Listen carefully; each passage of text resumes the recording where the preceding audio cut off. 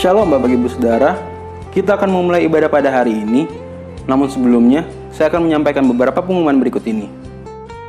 Fellowship BBMCC akan diadakan pada hari ini, Minggu 21 Maret pukul 17.30 malam melalui aplikasi Zoom dengan tema Tetap Sehat dan Waspada. Cool Prayer and Worship diadakan setiap hari Jumat pukul 7.30 malam melalui aplikasi Zoom.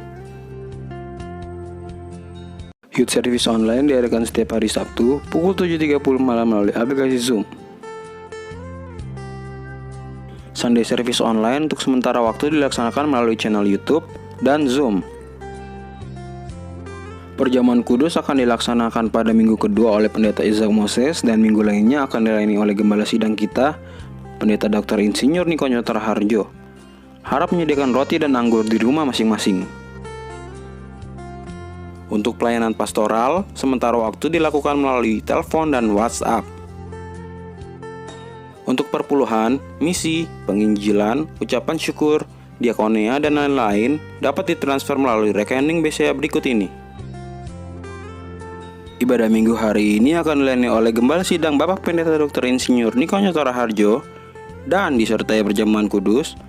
Harap masing-masing mempersiapkan roti dan anggur perjamuan. Mari kita dengarkan firman Tuhan yang luar biasa.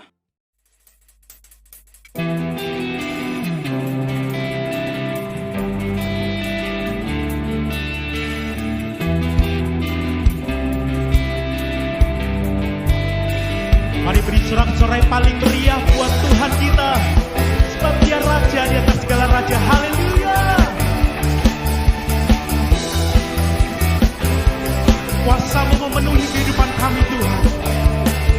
Jiwa bebas terlepas, kuasa maut telah terhempas. Nama Yesus pemenang, nama Yesus jawaban. Langkah takkan berhenti, berlari sampai akhir. Sukan tinggi namanya, sukan ajaib namanya. Roh Kudus membakar setiap hati. Naikkan hujan mujizat terjadi.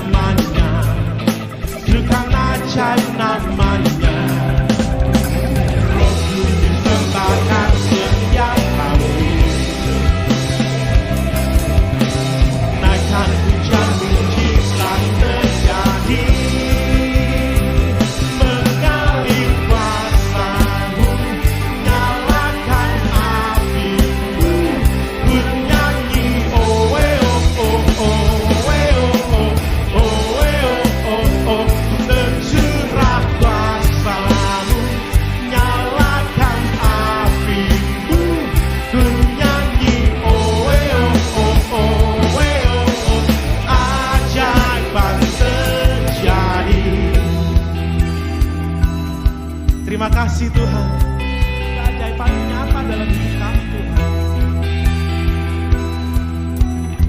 Sama-sama buat Tuhan kita Bapak Ibu.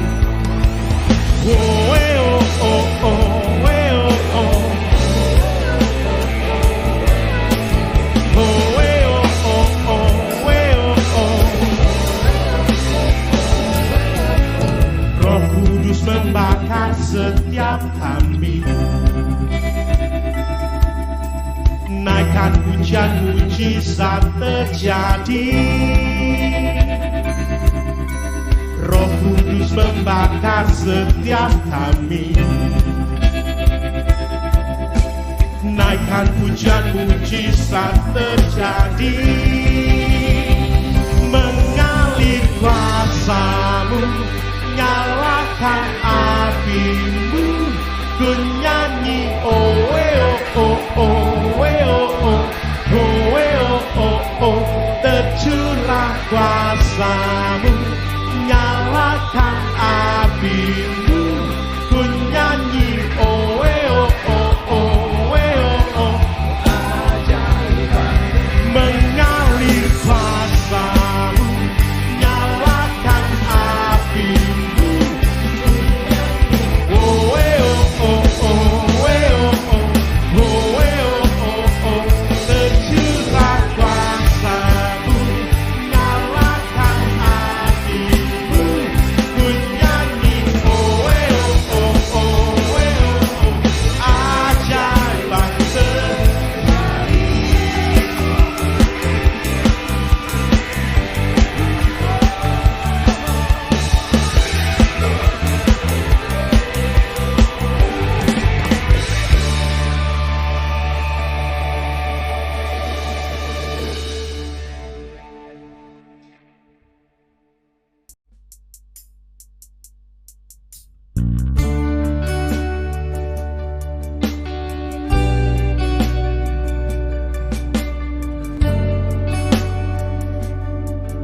Roh-Mu melawat kehidupan kami Tuhan, di antara jemaat.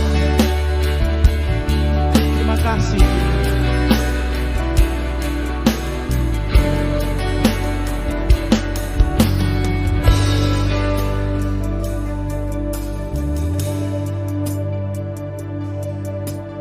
Roh Kudus hadir di sini, pribadi yang menawan dan suci, ku rindu mendekat, mengerti hati-Mu, berjalan dalam kehendak-Mu. Roh Kudus manis dan lembut, penolong yang sejati dan suci, ku rindu mendekat, mengerti hati-Mu, berjalan dalam kuasa-Mu. Bekerjalah ya Roh Kudus, bertatalah lebih lagi, urapan-Mu, lawatan-Mu, Kaulah yang ku perlu, Kau terutama di hidupku.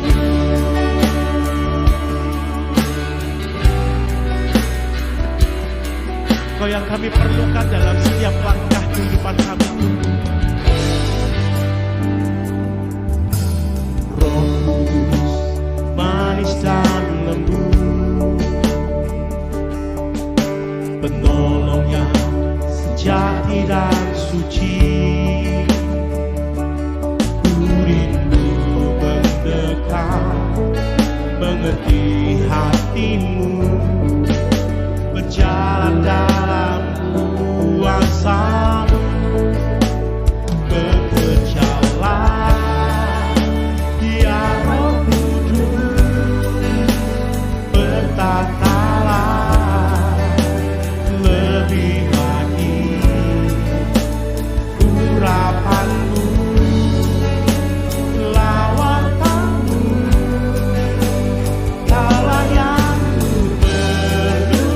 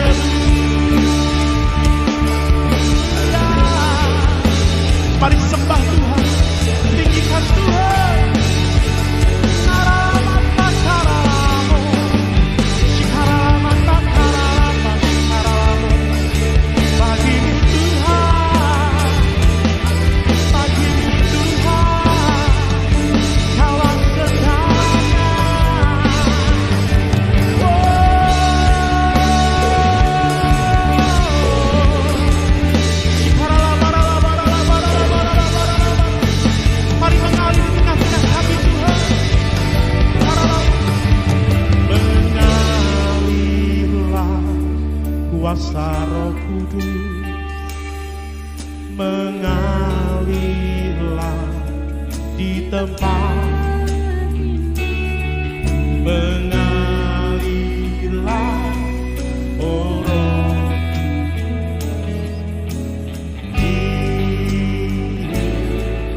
Mari sama-sama nyanyikan pujian buat Tuhan kita Bapa Ibu. Mengalirlah kuasa Roh Kudus, mengalirlah di tempat ini, mengalirlah, oh Roh Kudus di hidup. Sama-sama angkat tanganmu buat Tuhan kita, katakan mengalirlah, mengalirlah kuasa Roh Kudus, mengalirlah di tempat ini, mengalirlah, oh Roh Kudus di hidupku, mengalirlah, oh Roh Kudus di hidupku, mengalirlah,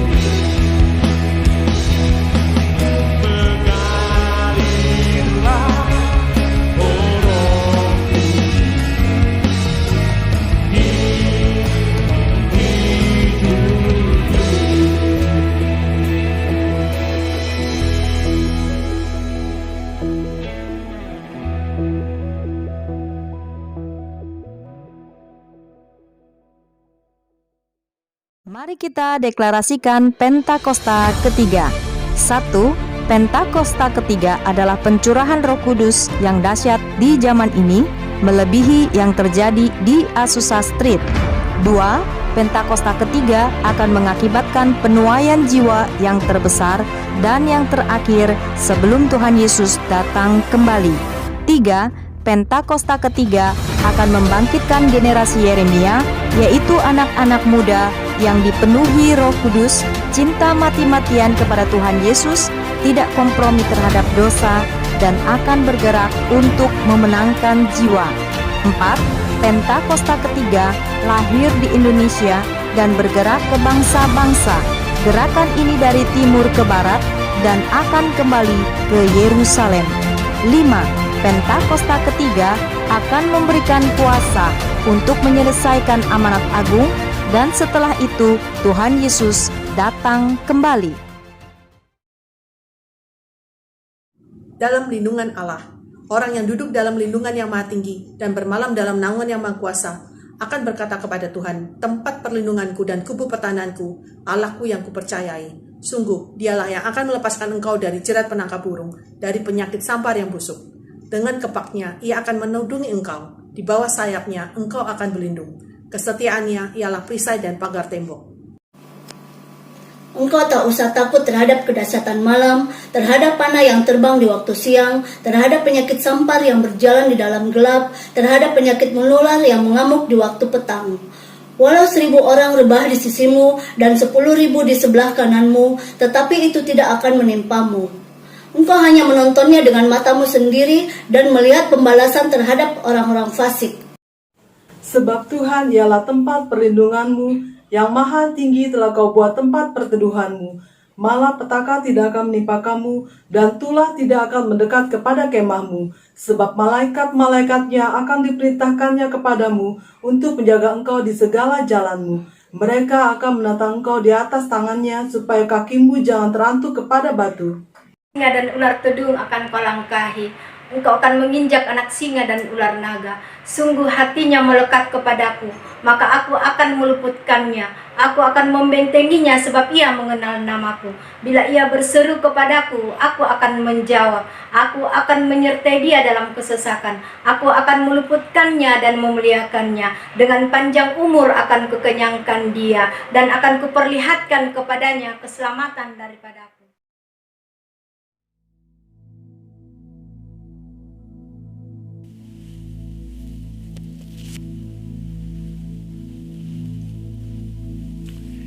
Shalom semuanya. Tahun 2021 adalah tahun integritas, the year of integrity. Menurut Westminster Dictionary of Theological Terms, integritas adalah istilah teologis untuk menunjukkan kemurnian dan kejujuran sebagaimana manusia diciptakan dalam rupa dan gambar Allah. Setelah manusia jatuh ke dalam dosa, maka gambar dan rupa Allah itu menjadi rusak. Pada saat kita menjadi orang percaya melalui proses pengudusan atau sanctification, gambar dan rupa Allah dikembalikan lagi, yaitu kita dijadikan serupa dengan gambar Yesus. Oleh karena itu, kita harus mau diproses oleh Allah. Panutan kita untuk menjadi orang yang berintegritas adalah Tuhan Yesus, sebab dialah the man of integrity.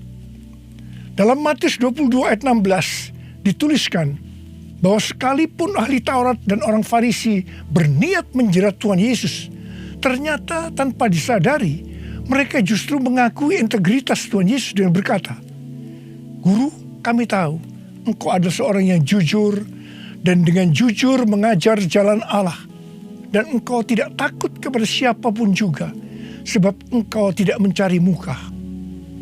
Kata seorang yang jujur dalam terjemahan New International Version menggunakan kata man of integrity atau orang yang berintegritas. Seorang yang jujur atau yang berintegritas itu artinya apa yang ada di dalam hatinya, di pikirannya, yang diucapkannya dan yang dilakukannya itu sama, selaras dengan pikiran Tuhan. Seorang yang berintegritas itu karena dia mengasihi dan takut akan Tuhan. Dan Tuhan memberikan berkat kepada orang yang berintegritas, seperti yang terdapat dalam Mazmur 25 ayat 12-14 yang berkata, "Siapakah orang yang takut akan Tuhan? Kepadanya Tuhan menunjukkan jalan yang harus dipilihnya. Orang itu sendiri akan menetap dalam kebahagiaan, dan anak cucunya akan mewarisi bumi. Tuhan bergaul karib dengan orang yang takut akan Dia, dan perjanjiannya diberitahukannya kepada mereka." Haleluya! Seorang yang berintegritas bukan seperti ahli-ahli Taurat dan orang Farisi. Dalam Matius 23 ayat 1 sampai dengan 36, Tuhan Yesus berkata bahwa ahli-ahli Taurat dan orang-orang Farisi telah menduduki kursi Musa. Sebab itu, turutilah dan lakukanlah segala sesuatu yang mereka ajarkan kepadamu. Tetapi janganlah kamu turuti perbuatan-perbuatan mereka, karena mereka mengajarkannya tetapi tidak melakukannya. Tuhan Yesus berkata bahwa ahli Taurat dan orang Farisi adalah orang yang munafik. Di sebelah luar mereka tampaknya benar di mata orang, tetapi di sebelah dalam mereka penuh kemunafikan dan kedurjanaan. Tuhan Yesus berkata kepada ahli Taurat dan orang Farisi, "Hai kamu ular-ular, hai kamu keturunan ular beludak, bagaimanakah mungkin kamu dapat meluputkan diri dari hukuman neraka?" Saya juga akan mengingatkan kepada kita semua, terutama kepada para pengkhotbah, para guru, juga para pengajar. Kalau saudara mengajarkan kebenaran firman Tuhan dan itu belum saudara lakukan, lebih baik dengan jujur diakui. Tahun 2021 menurut kalender Ibrani adalah tahun 5781 yang disebut juga sebagai tahun P Aleph yang artinya 81. P atau angka 80 menggambarkan sebuah mulut. Tuhan Yesus mengingatkan kita dalam Matius 12 ayat 36 dan 37. "Tetapi aku berkata kepadamu, setiap kata sia-sia yang diucapkan orang harus dipertanggungjawabkannya pada hari penghakiman.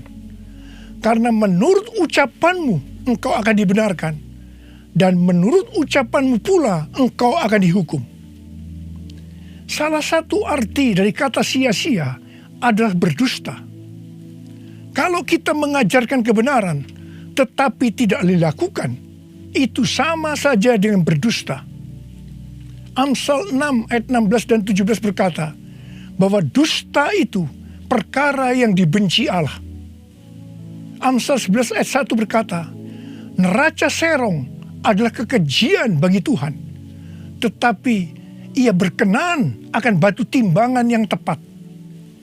Neraca serong bisa diartikan sebagai berdusta, dan itu merupakan kekejian bagi Tuhan. Dalam Yakobus 2 ayat 17 dikatakan bahwa iman tanpa perbuatan pada hakikatnya adalah mati. Jadi kalau kita percaya kebenaran firman Tuhan, kita perkatakan tetapi tidak dilakukan, pada hakikatnya mati. Dan itu dilakukan oleh orang yang tidak berintegritas. Karena itu, saya mengajak saudara agar kita semua menjadi orang yang berintegritas. Mazmur 15 ayat 1 berkata, Tuhan, siapakah yang boleh menumpang dalam kemahmu? Siapa yang boleh diam di gunungmu yang kudus? Salah satu syaratnya adalah seperti yang terdapat dalam Mazmur 15 ayat 4 bagian B, yang diperuntukkan bagi orang yang berpegang pada sumpah meskipun rugi. Seorang yang berintegritas akan tetap berpegang pada sumpah meskipun rugi. Seorang yang berintegritas biasanya oleh kebanyakan orang dunia dianggap sebagai orang yang bodoh, sok suci, sok jujur, sehingga mengalami banyak kerugian dalam tanda petik. Kebanyakan orang dunia meskipun sudah berjanji atau bersumpah, tetapi kalau mereka menderita kerugian, mereka akan berbalik dan dengan segala macam cara akan mencari jalan supaya tidak merugi. Jadi hati-hati. Jangan sampai saudara terpancing atau tergoda melakukan hal-hal yang seperti itu. Seorang yang berintegritas akan melakukan seperti yang Daud lakukan dalam Mazmur 26 ayat 1-3 yang berkata, berilah keadilan kepadaku ya Tuhan, sebab aku telah hidup dalam ketulusan kepada Tuhan. Aku percaya dengan tidak ragu-ragu. Ujilah aku ya Tuhan, dan cobalah aku. Selidikilah batinku dan hatiku, sebab mataku tertuju kepada kasih setiamu, dan aku hidup dalam kebenaranmu. Daud bukan orang yang sempurna secara moral, tetapi Alkitab mencatat bahwa kehidupannya mencontohkan karakter yang dewasa, tulus dan jujur di hadapan Tuhan. Jadi Daud adalah orang yang berintegritas. Daud berani berkata kepada Tuhan, ujilah aku ya Tuhan, dan cobalah aku. Selidikilah batinku dan hatiku, sebab mataku tertuju pada kasih setiamu, dan aku hidup dalam kebenaranmu. Saya teringat di awal pelayanan saya, Tuhan memberikan kepada saya sebuah lagu tentang ujilah aku. Ujilah aku Tuhan, cobalah aku Tuhan, selidiki batinku dan hatiku, mataku tertuju padamu. Aku cinta padamu Tuhan, aku rindu hadirat-Mu Tuhan, aku ingin selalu dekat padamu, menikmati kehadiran-Mu. Menyanyi Hosana bagi Rajaku yang duduk di tahta. Aku muliakan dan ku agungkan, Kau layak disembah, Kau layak disembah, Kau layak disembah.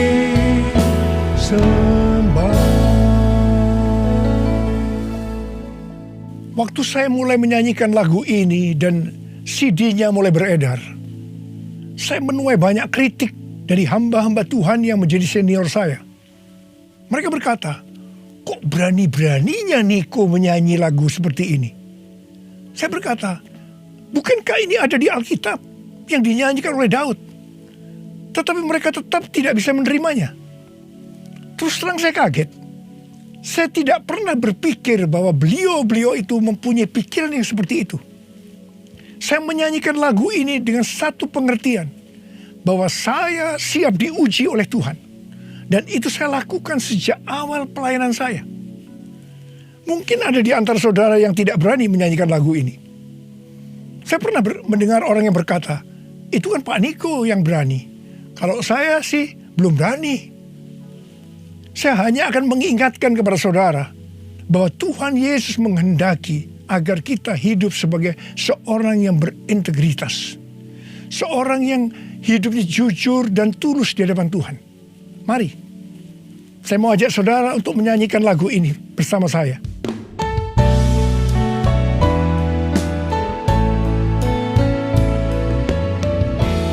Ujilah aku Tuhan, cobalah aku Tuhan, selidiki batinku dan hatiku,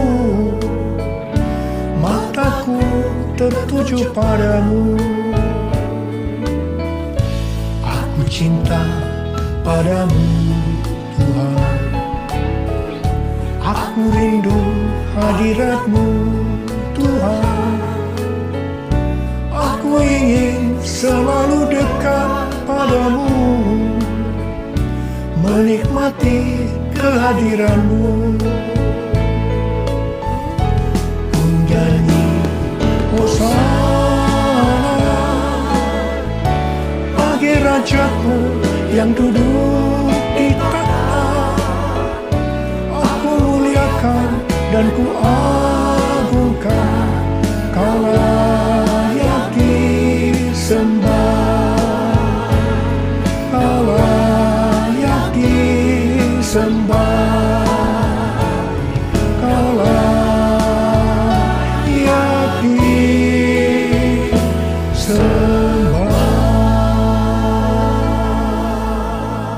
Seorang yang berintegritas adalah orang yang meyakini, memperkatakan dan melakukan iman Kristiani yang dia percayai. Sejak tahun 2018, melalui nubuatan Cindy Jacob, Tuhan menunjuk gereja kita sebagai messenger dari Pentakosta ketiga.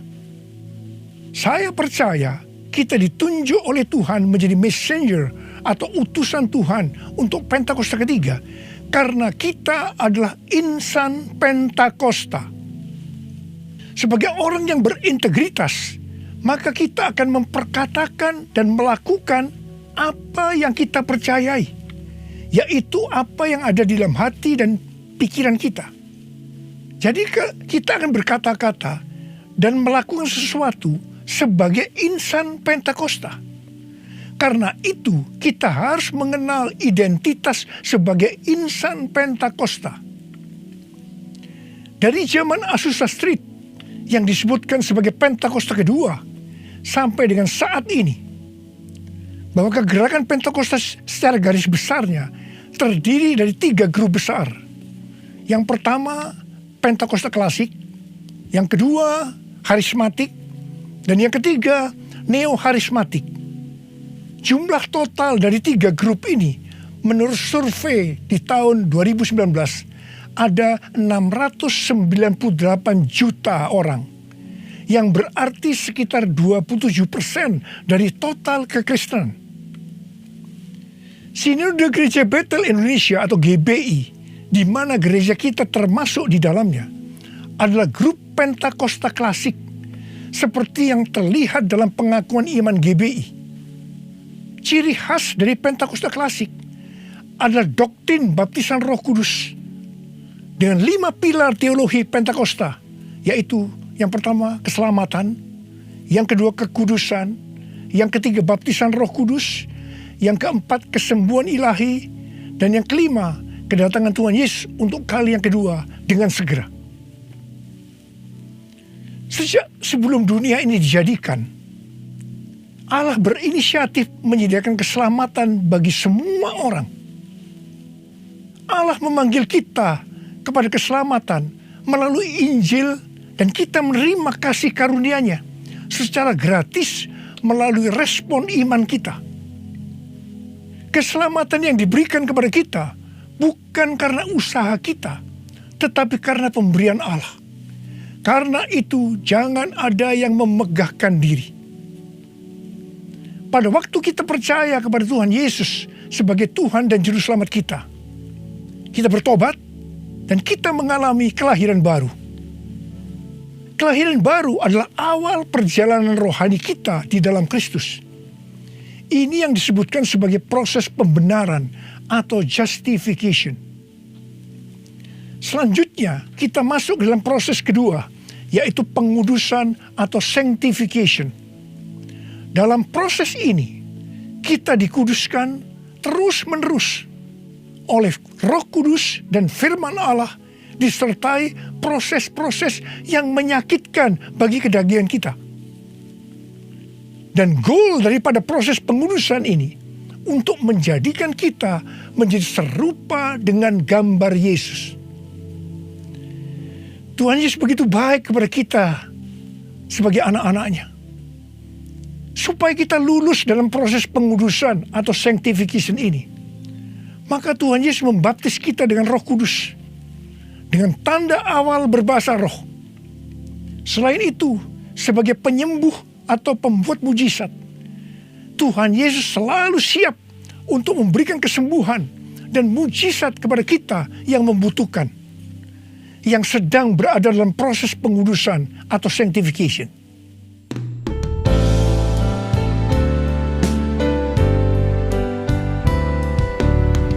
Kaulah Tuhan penyembuhku, Kaulah Tuhan penyembuh. Kau berfirman dan sembuhkanku. Kaulah Tuhan penyembuh. Kaulah Tuhan penyembuhku. Kaulah Tuhan penyembuh. Kau berfirman dan sembuhkanku. Kaulah Tuhan penyembuh. Proses terakhir dari proses keselamatan ini adalah proses glorification atau proses pemuliaan, di mana orang-orang yang menjadi serupa dengan gambar Yesus yang akan ikut dalam pengangkatan pada waktu Tuhan Yesus datang yang kedua kalinya di awan-awan. Kita percaya kedatangan Tuhan Yesus secara tiba-tiba dan dengan segera. Kita diingatkan melalui Filipi 2 ayat 12 dan 13.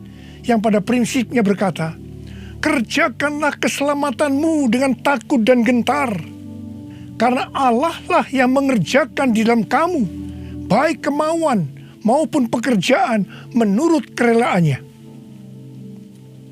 Baptisan Roh Kudus adalah bagian yang paling penting dari 5 pilar teologi Pentakosta, yang sekaligus menjadi bagian sentral dari seluruh pengajaran insan Pentakosta. Kita percaya bahwa setiap orang percaya yang telah disucikan hatinya dapat mengalami baptisan Roh Kudus dengan tanda awal berbahasa roh. Tujuan dari baptisan Roh Kudus ini adalah agar pengurapan di dalam pelayanan lebih maksimal. Karena baptisan Roh Kudus ini memiliki 2 fungsi, yaitu supaya kita lebih intim dengan Tuhan Yesus dan akan memberikan kuasa untuk menyelesaikan amanat agung. Dalam Matius 12 ayat 31 dan 32, Tuhan Yesus berkata, sebab itu aku berkata kepadamu, segala dosa dan hujat manusia akan diampuni, tetapi hujat terhadap Roh Kudus tidak akan diampuni. Apabila seorang mengucapkan sesuatu menentang anak manusia, ia akan diampuni. Tetapi jika ia menentang Roh Kudus, ia tidak akan diampuni. Di dunia ini tidak, dan di dunia yang akan datang pun tidak. Menentang dan menghujat Roh Kudus di sini juga bisa berarti menentang dan menghujat bahasa roh. Jadi kalau ada yang tidak percaya dengan bahasa roh, jangan menghujat, jangan menentang. Lebih baik banyak berdoa. Sekarang ada orang yang membuat bahasa roh sebagai bahan lelucon supaya orang tertawa. Saya hanya akan mengingatkan kepada saudara yang melakukan seperti ini, supaya saudara bertobat dan minta ampun kepada Tuhan. Roh Kudus yang dicurahkan di kamar loteng Yerusalem 2000 tahun yang lalu, itu adalah untuk memberikan kuasa untuk melakukan amanat agung. Ini disebutkan sebagai Pentakosta pertama. Pentakosta pertama ini dahsyat, sebab dalam kurun waktu 100 tahun, 70% dari dunia yang dikenal waktu itu, yaitu yang berada di bawah kekaisaran Romawi, menjadi Kristen. Pertanyaannya, apakah amanat agung sudah selesai? Jawabannya, belum. Karena itu pada tahun 1906, kembali Roh Kudus dicurahkan di Azusa Street, yang disebutkan sebagai Pentakosta kedua. Pentakosta kedua ini dahsyat, sebab menurut Gordon Conwell Theological Seminary, bahwa 77,9% dari kekristenan yang ada pada saat ini dimulai dari awal abad 20, yang berarti ini dimulai dari peristiwa pencurahan Roh Kudus di Azusa Street atau Pentakosta kedua. Pertanyaannya, apakah amanat agung sudah selesai?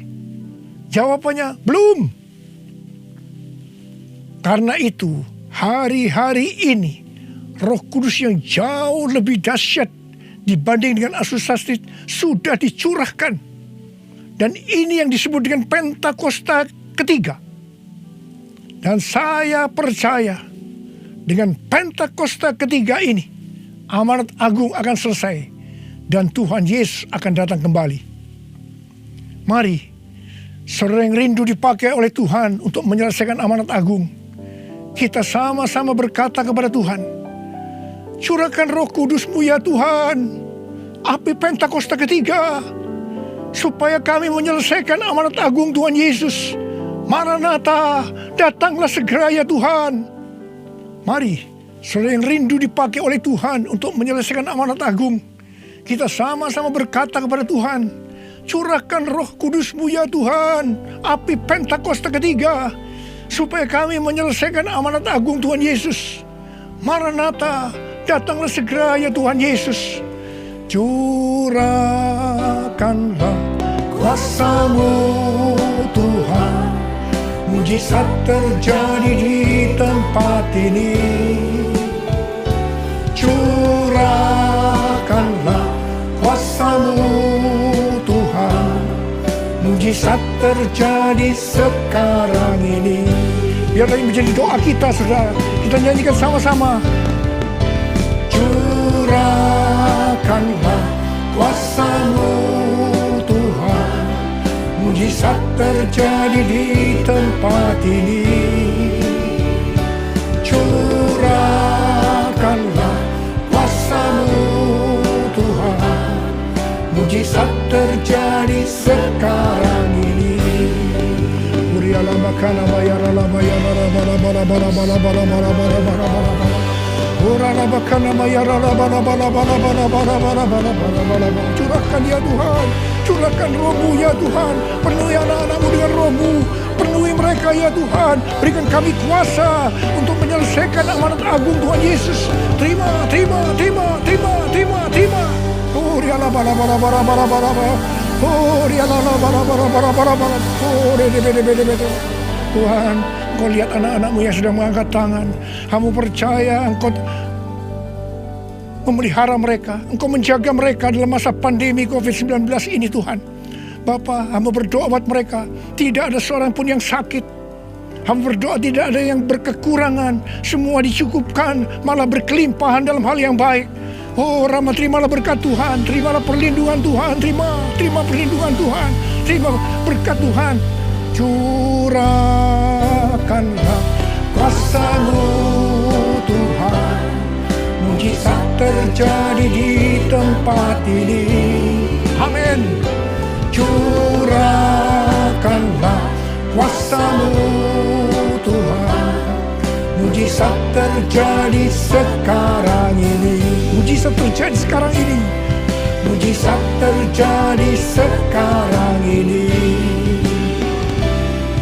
Mujizat terjadi sekarang ini.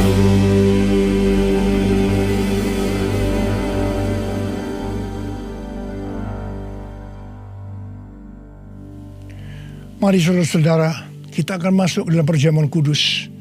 Kita akan mengingat ayat ini.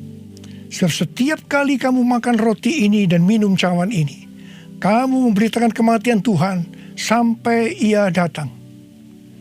Perjamuan kudus ini adalah perjamuan Tuhan Yesus sendiri. Setiap kali kita masuk dalam perjamuan kudus, Tuhan Yesus selalu berkata, biarlah ini menjadi peringatan akan daku. Karena itu mari, arahkan hati kita kepada kebaikan Tuhan. Kita akan mengingat kebaikan Tuhan. Mari kita tundukkan kepala. Bapa, siapakah kami ini sebelum kami mengenal Engkau? Kami semua orang berdosa. Upah dosa adalah maut, mati. Tapi Engkau tidak berdosa, telah dijadikan dosa oleh karena kami. Engkau harus turun dari surga mulia, menjelma menjadi manusia, untuk mati menggantikan kita semua. Dengan penderitaan yang luar biasa. Betapa baiknya Engkau Tuhan, betapa baiknya Engkau Tuhan. Kau jadikan kami sebagai anak-anak-Mu. Kau tuntun, Kau berkati, Kau sembuhkan kami. Engkau tegur juga kalau kami salah. Itu Engkau ya Abah. Itu Engkau ya Abah. Saudara, Tuhan akan memberkati saudara melalui perjamuan kudus ini.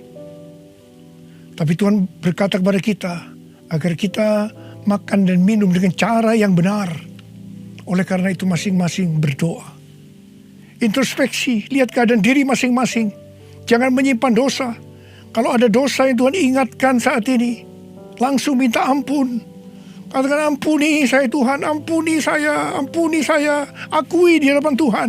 Jangan sembunyikan dosa itu, supaya Engkau diberkati Tuhan. Kau melihat anak-anak-Mu sedang berdoa minta ampun Tuhan.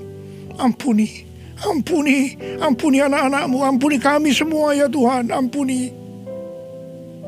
Sekarang ya Tuhan, kami akan masuk dalam perjamuan kudus ini dengan hati yang penuh ucapan syukur. Dalam nama Yesus kami berdoa. Amin. Sekarang saudara, mari kita angkat roti di tangan kanan saudara tinggi-tinggi. Sebab apa yang telah kuteruskan kepadamu telah aku terima dari Tuhan. Yaitu bahwa Tuhan Yesus pada malam waktu Ia diserahkan mengambil roti. Dan sesudah itu Ia mengucap syukur atasnya. Ia memecah-mecahkannya dan berkata, inilah tubuhku yang diserahkan bagi kamu. Perbuatlah ini menjadi peringatan akan aku. Sudah dikasih Tuhan, bukankah roti yang kita pecah-pecahkan ini adalah persekutuan kita dengan tubuh Kristus?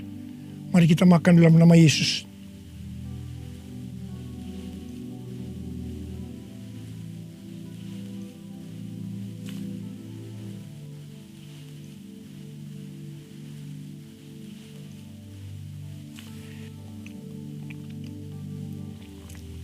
Sekarang angkat cawan di tangan kanan saudara tinggi-tinggi.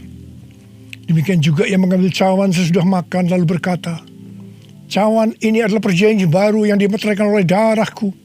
Perbuatlah ini setiap kali kamu mau minumnya menjadi peringatan akan aku.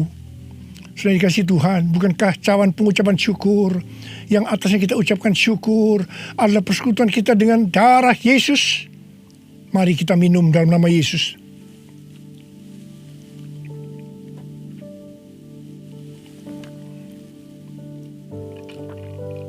Sekarang ucapkan syukur dan terima kasih dengan suara.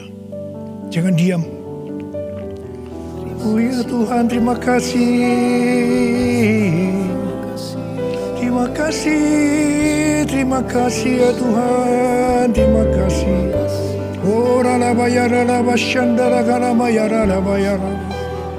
Oh, terima kasih Tuhan, terima kasih ya Tuhan, terima kasih. Oh, terima kasih ya Tuhan. Terima kasih Yesusku, terima kasih Yesusku. Puji syukur hanya bagi Tuhanku. Terima kasih Yesusku, terima kasih Yesusku. Puji syukur hanya bagi Tuhanku. Terima kasih, terima kasih Yesusku, terima kasih Yesusku. Puji syukur hanya bagi Tuhanku. Terima kasih Yesusku, terima kasih Yesusku. Puji syukur hanya bagi Tuhanku. Puji syukur hanya bagi Tuhanku. Puji syukur hanya bagi Tuhanku.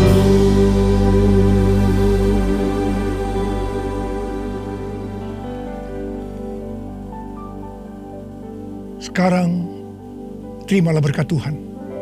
Kasih karunia yang berlimpah-limpah daripada Allah Bapa dalam Anak yang tunggal Yesus Kristus. Persekutuan yang manis dengan Roh Kudus menyertai saudara sekalian mulai hari ini sampai Tuhan Yesus datang menjemput kita di awan-awan dan bahkan sampai selama-lamanya. Yang percaya bersama-sama katakan amin.